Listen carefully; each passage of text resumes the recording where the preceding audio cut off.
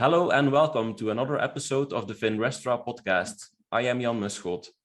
As regular listeners know, I've been talking a lot about European Central Bank lately, and that's why I'm very pleased to have a guest who I can interview about his work on the European Central Bank. He is Nik de Boer, and Nik is a professor at the University of Amsterdam. And together with Jens van Klooster, he wrote a report on the neglected secondary mandate of the European Central Bank. Nik, welcome to the podcast. Thanks very much. Yeah. So before we talk about your work, we should mention that you're a professor at the University of Amsterdam, but unlike what people might expect, you're not an economist, but you're a legal scholar.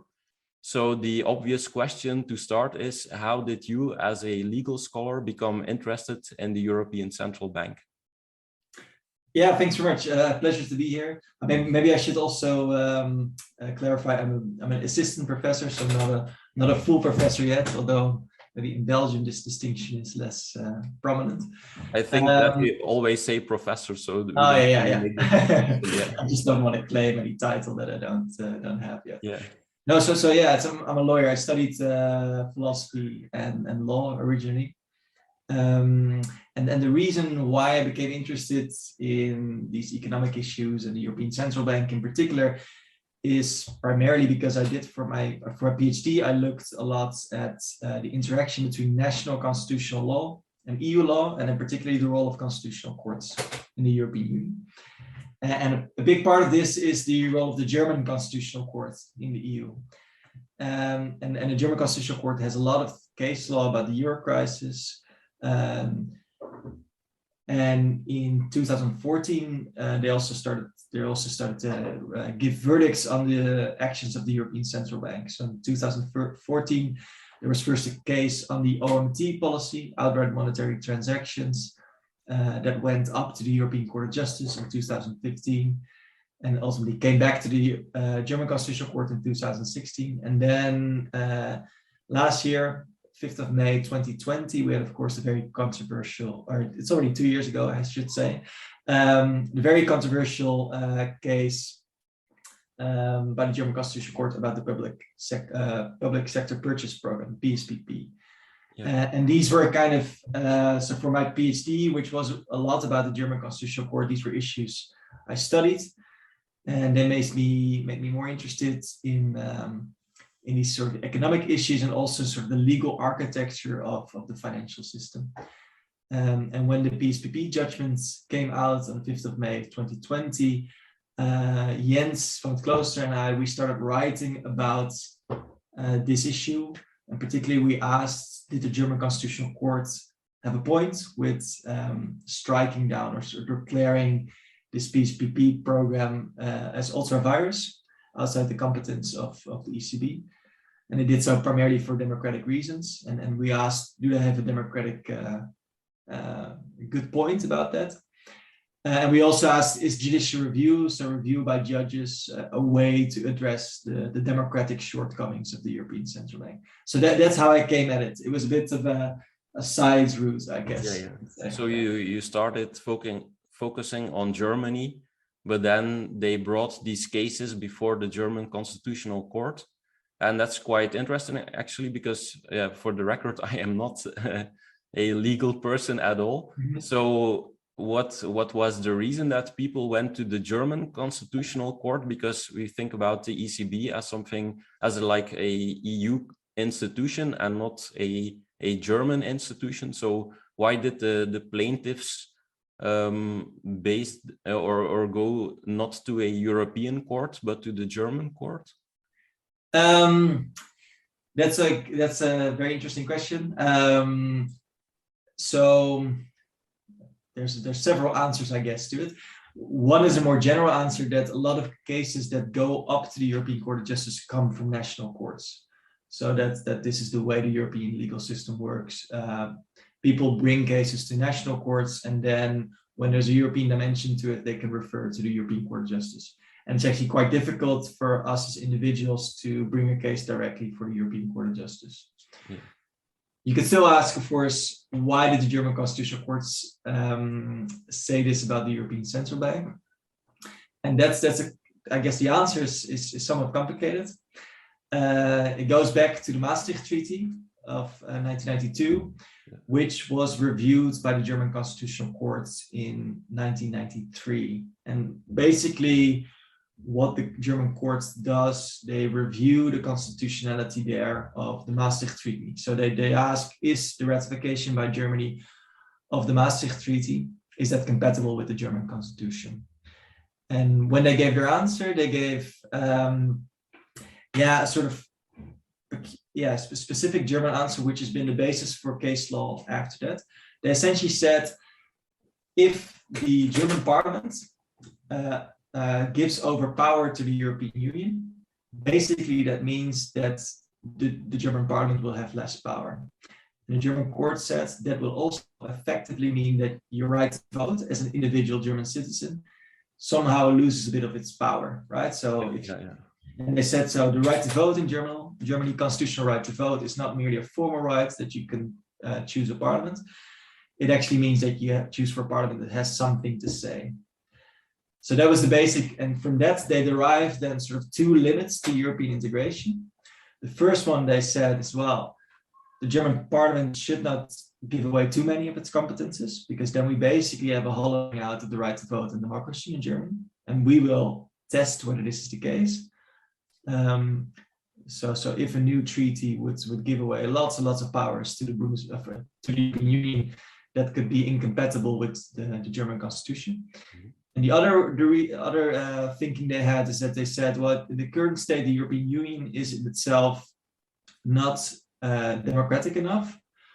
So the democratic legitimacy of the EU depends crucially on this sort of act of authorization by the German parliament. So when the German parliament ratifies the treaty, that's when they democratically authorize the EU basically to act. And the consequences of that is, if the EU acts outside the competences that are laid down in the treaty, basically acts without democratic authorization. Yeah. So the German court says we are also able to independently interpret EU law and scrutinize the competence limits of the EU. That's basically, and in Maastricht they said there are clear limits to the EU. So the right to vote is not hollowed out. Yeah. But they said, for example, with regard to the EMU, the Economic and Monetary Union, this is a community of stability. So that's the way it's envisaged. It leaves responsibility for fiscal matters largely in the hands of national parliaments, and it binds the EU to a notion of stability. And a key part of that was a central bank focused on a narrow mandate of price stability, they said. So you can sort of see there that there's sort of the origin of what happened during the euro crisis. Basically, what happened during the euro crisis, you get a transformation of the economic and monetary union from one where member states don't help each other out, they don't give financial assistance to each other, to one where financial assistance mechanisms are brought into place, and you get a very different role of the European Central Bank, which starts buying up government bonds, for example, and does quantitative easing. Now, and critics of all these programs basically have used the German constitutional courts to say these measures all are a departure of the stability community that was envisaged at Maastricht, and that's why we now challenge them before the courts. So that's why you have a huge number of cases before the German Constitutional Court on all these measures. And so what did the German judges, what did they rule, or what was their verdict when they made the decision 2 years ago? Regarding the public sector purchasing program, they basically said the ECB has a mandate for monetary policy, and we should interpret that quite strictly because the ECB is independent of democratic politics, and we can accept that as a sort of exception to the general democratic principle. And they said, but if the European Central Bank starts doing economic policy, they can't do that because they don't have a competence for that, and that competence still lies with the member states. And in essence, the key issue where it came down to in the PSPP case is that they said this quantitative easing policy in the public sector purchasing program, whereby the European Central Bank buys up all these government bonds, has such large economic policy effects that we are not sure anymore that it still is really monetary policy. We think it might be economic policy. And very specific, they said what ECB in their view should have done, they should have weighed up all these effects against the monetary policy goal. So in essence, they should have better considered whether it was worth it to do the PSPP policy in light of the seemingly quite limited effects on the inflation target and the really, really significant economic effects that it has. And they said the ECB hasn't done that weighing exercise, or we don't see that. So that still needs to happen. Yeah. So, but they're waiting for the reply of the ECB, or the ECB should give them more information. But can, in the meantime, they force like the Bundesbank or other parts of the euro system to stop doing what they are doing now? So this case was actually settled already. So the ECB gave a number of documents to the Bundesbank, which then transferred those documents to the federal government in Germany and the Bundestag. And they then said, we think this is fine. And the German Constitutional Court also said that it was okay. Okay. Yeah. So that's been settled. Normally what would happen when the German Constitutional Court declares an EU act outside the competence of the EU, it would in principle be inapplicable in Germany. So the result of normally would be, for example, regarding to the ECB, that the Bundesbank could no longer participate in the public sector purchasing program. And that also the federal government and the Bundestag in Germany should actively try to reverse that the PSPP is happening. This didn't happen in this case because the German Constitutional Court gave the ECB sort of 3 months to comply with its judgment, and then in the meantime the Bundesbank could still participate in the PSPP. So that's in the end the results of this was a very, very controversial judgment that covered newspapers for weeks and like hundreds and hundreds of, well, hundreds and hundreds is maybe a bit much, but a lot of legal commentaries. But I think in the end it ended with a sort of anticlimax. It was politically settled. So that was. But it was kind of a very controversial case because it was the first time that the German Constitutional Court actually said of an EU act that this was unconstitutional. Yeah. So, but you studied those cases, and for that you studied also the European treaties that govern the European Central Bank. And that brings us actually to the main topic of this interview, your report on the neglected secondary mandate of the European Central Bank. Yeah. So maybe before we go into details, can you give like a high-level overview of your findings or your conclusions? Yeah, sure. Yeah, of course. So basically, the EU treaties give the European Central Bank a mandate which is twofold, and we refer to this as the primary and the secondary mandate.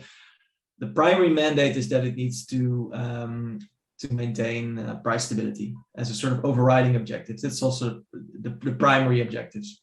But if it can then do other things that are not without prejudice, that are not contrary to supporting or maintaining price stability, the European Central Bank must also support the general economic policies in the European Union with a view to contributing to achieving the objectives of the EU. So they must support general economic policies in the EU as well. And what we did in our work is we sort of tried to understand what does this mean? How has it been put into practice by the European Central Bank, and what's the best way to interpret this also in a way that is democratic, because the provision is quite vague. Yeah, because that's what a lot of critics say. Like, for example, yeah, I know that Twitter is not the best medium for nuanced discussion, but whenever Christine Lagarde tweets about climate change, for example, or she does an interview where she says that the ECB should also take into account the effect of climate change, there are a lot of people who reply, this isn't part of your mandate and you should keep inflation low or stable.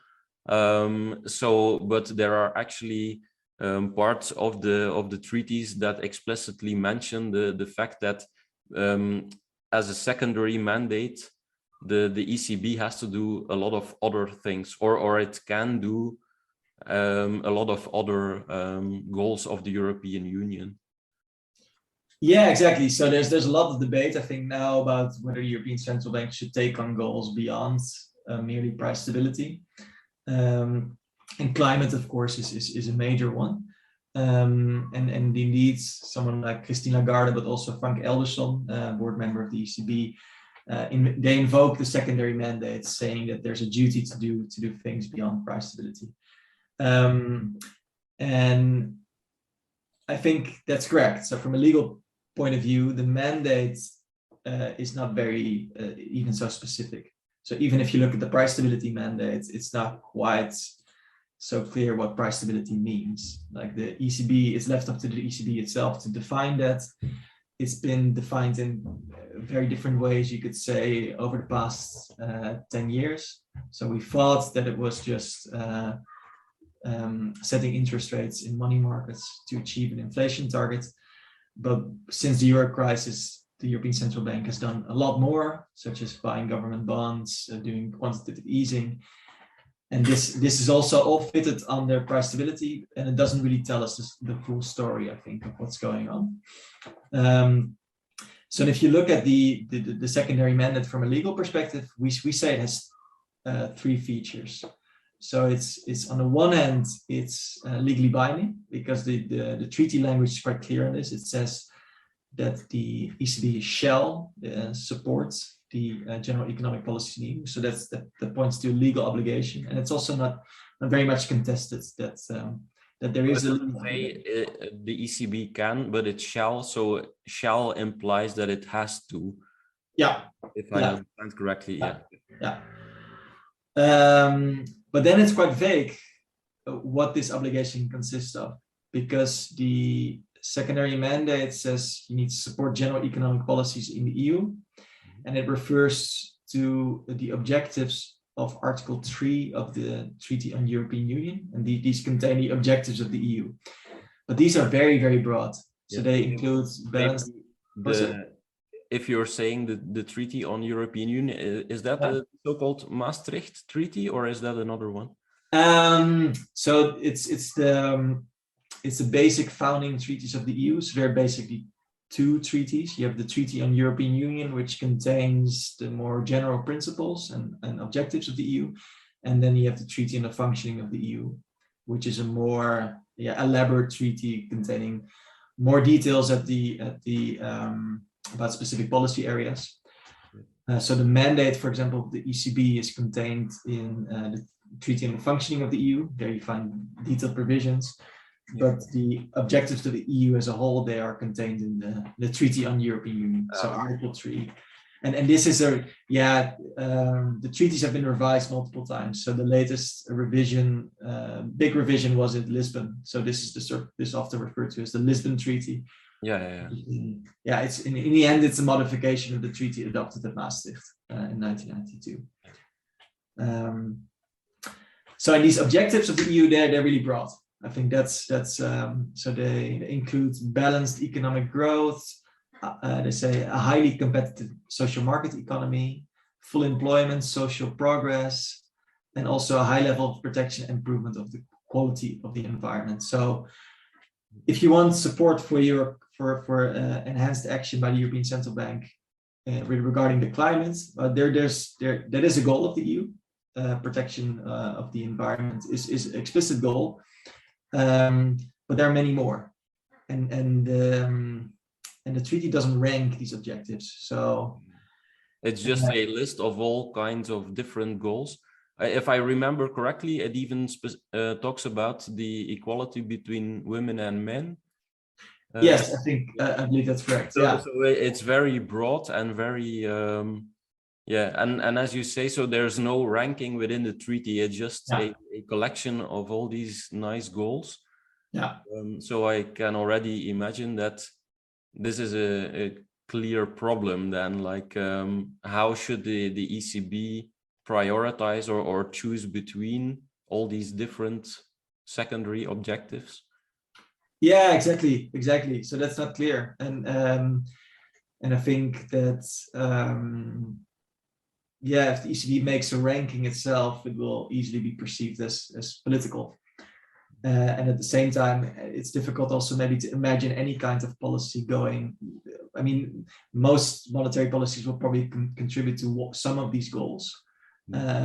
So it's so broad that you maybe could always fulfill the obligation of the secondary mandate, or this you always somehow maybe support some of these goals. So you have these two characteristics. It's the secondary mandate is legally binding, but it's also very vague. So you have a legal obligation to do something with it, but it's unclear what you need to do.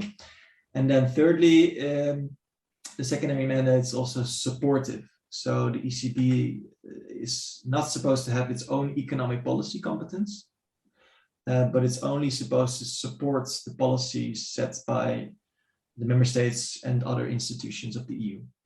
So it's not up to the ECB to make climate policy. Yeah. It's up to the political institution of the EU to do that, and ECB must support that. Yeah. So that's the kind of difficult situation that the secondary mandate brings you in. On the one hand, you need to act on it, but on the other hand, apparently you can only support policies set by others. And thirdly, it's quite unclear what the obligations are because it's vague.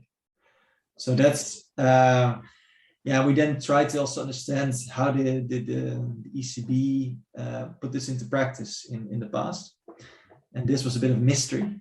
So we had a bit of a mystery here to resolve. Christian Neuer, who was a former vice president of the European Central Bank, he said it in a publication from 2020 that the question of how to deal with these secondary objectives was heavily debated within the ECB Governing Council in its early years.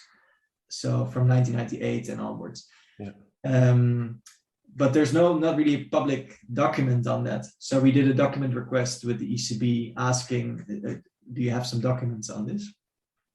And it's also, if you look at the monetary policy strategies of 1998 and 2003, there's a very elaborate definition of the primary objective. So it's very clear what price stability means. But it's not clear how the ECB interpreted the secondary mandate. And also, if you look at the speeches about the ECB, the word primary objective appears in 441 speeches since 1998 and between 1998 and 2019. But the word secondary objective is only mentioned in 10 speeches. So basically, the secondary mandate is completely lost out of sight. So less than almost 1/4 of the speeches. No, I'm doing the calculation wrong. So you said 10 and more than 400 who did so less than 3% of the speeches actually mention the secondary objective relative to the primary objective. So that's a low fraction. Yeah, it's super low. And then, so we requested the documents with the ECB, and then the ECB said we have one internal note from this time. I think it dates back to 2002. That note was never made public, and that contains the internal reflections on the ECB by the ECB on the secondary mandate. And essentially, there they say you could summarize maybe that document as the ECB saying, if we pursue price stability, the rest will follow. That's the best way to support economic growth and employment. And that's a bit the dominant monetarist thinking of the time. So that's the story. So we say that, the secondary mandate was essentially neglected between 1998 and 2019. So, and the governing council at the time, they kind of decided that on their own without public discussion or democratic legitimacy from the European Parliament. So it's just a bunch of governors who decided that, yeah, actually, we're not very interested in this secondary mandate, or it's too complicated, and we're going to focus on the price stability. And then, yeah, actually almost never talk about the other objectives in the treaty again. Yeah, I think that's what happened. And it's interesting that this document also was never made public. Yeah. It sort of suggests that there maybe was some disagreements in the discussions, but we were unable to unearth these discussions. The ECB basically said we don't have any further documents. All the discussions that there were at the time were all oral, and people didn't take notes. So that's so that's quite remarkable. You have a legally binding aspect of the ECB mandate that then features hardly ever in their speeches and is never defined. What is maybe even all the more remarkable is that, especially since like 2008 and then the euro crisis that followed, like so much has happened in the economy, and also the role of the ECB has grown so much that all this time they actually never revisited that internal policy of never talking about the secondary mandate. So although they expanded the toolbox and they did the APPs, which is like the quantitative easing in the euro area, but they never actually, they always relied on the price stability argument and never on the secondary mandate to justify what they are doing. Yeah, it's super remarkable, I think. I mean, for example, with the outright monetary transactions that followed from the speech by Draghi in 2012, that he would do whatever it takes to save the euro. But if you look at the legal reasoning underpinning the OMT, it's all about price stability. It's about the transmission mechanism no longer working, and that the ECB needs to repair that in order to achieve its target of price stability. And I think very obviously the context is crucial here to understand why the ECB took that, and it had a lot to do with the euro crisis and stabilizing the government bond markets, I think. So it's remarkable that that price stability remains the sole focus in all these issues. Because as you were listing the different components of the secondary market or the secondary mandate, it seems that some lawyers at the ECB could have used these sentences to justify what they were doing. If they want to support like economic growth, then I guess if you're doing quantitative easing, then you can easily justify that we have to do it because we want to support the economy in the euro area. So, but it seems maybe it has been like a taboo, or wasn't nobody reading the foundational documents, and they were so focused only at the price stability. Did you have any insight in that, or maybe just guesses on why that would be, that they never talked about it again? Well, I think that the OMT policy, for example, in 2012 was controversial. It was very contested that the ECB could do this, and it was very contested, particularly in Germany. And that's why the issue came up to the German Constitutional Court. And I think by relying really on this argument of price stability, that helped their case. I think if the ECB had been more open about that they also wanted to support economic policy with this, it might have been more difficult to get it passed. So it was already very difficult to get it passed through the German Constitutional Court. They were already very skeptical. So I think that's the reason. And then maybe more broadly politically, I think the ECB, it's an independent institution, very limited democratic input. And I think they don't want to avoid being seen as political. So, and by putting everything in the name of price stability, it avoids them being perceived as political. Yeah. So it's more of a strategy. I mean, So they must have been aware, the lawyers who discussed that case, but they followed the argument that, yeah, because it's mainly focused on Germany, we should focus on the price stability argument and, yeah, not talk about that secondary mandate. Yeah. Yeah, probably. I mean, that's my interpretation of events. I don't know whether that's really the, but I think, for example, if you look at the case law of the German Constitutional Court now, they don't really recognize that the ECB also has this broader mandate. I think they really say, because the ECB is independent, we have to interpret the mandate very strictly, because otherwise we get a problem with democracy.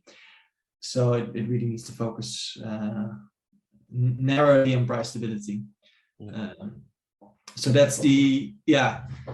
So I think that's my interpretation of these events. And then what's interesting is that in the monetary policy strategy review of last year, the secondary mandate does re-emerge actually in the review.